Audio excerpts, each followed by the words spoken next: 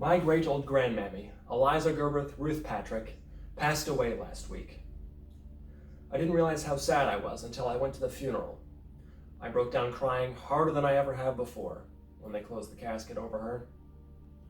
She was a fighter, that one, my great old grandmammy, and I'll miss her dearly. What I'll miss slightly less than her direct personage were the tales she'd tell in the dead of night in the corners of the crooked houses where my youth was sucked away, stolen by the deranged theories and occult experiments of my father. My poor dear mother was sickly and frail, even in my earliest memories. The weight of our clan's financial troubles, mixed with the ill-conceived cures cooked up by my father, kept her weak and powerless against the tyrannical grip that he held on our household.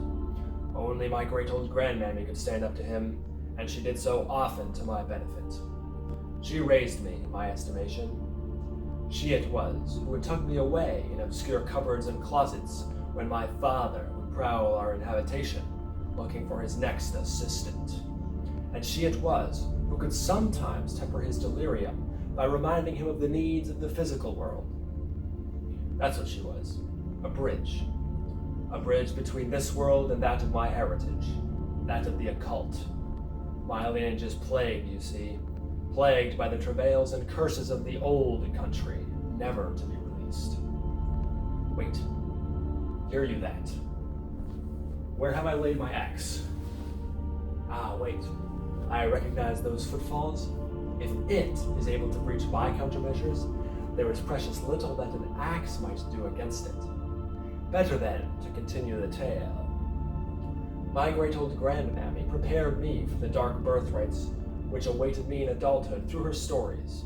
They were always awful, and seldom was there a happy ending. But always there was a lesson, something the main characters had missed, which might have saved them from their ultimate demise.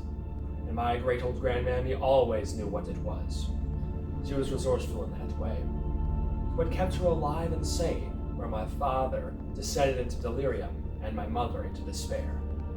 So in honor of her, I'd like to tell you one of such stories. The Wheel in Hell. In hell, there is a wheel, spun forever by the Queen of Sheba, laboring at it day in and day out for all of eternity.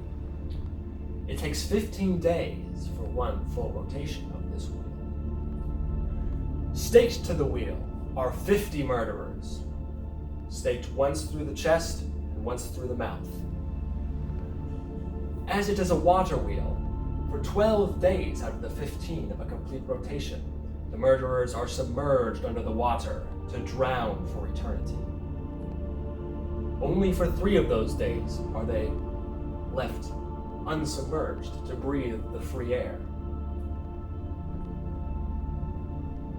Beyond the wheel, there is a courtyard, and beyond the courtyard, there is a forest. And as God judges that none are innocent, strewn throughout the branches of the forest are the corpses, the mangled, disheveled corpses of those who the murderers killed.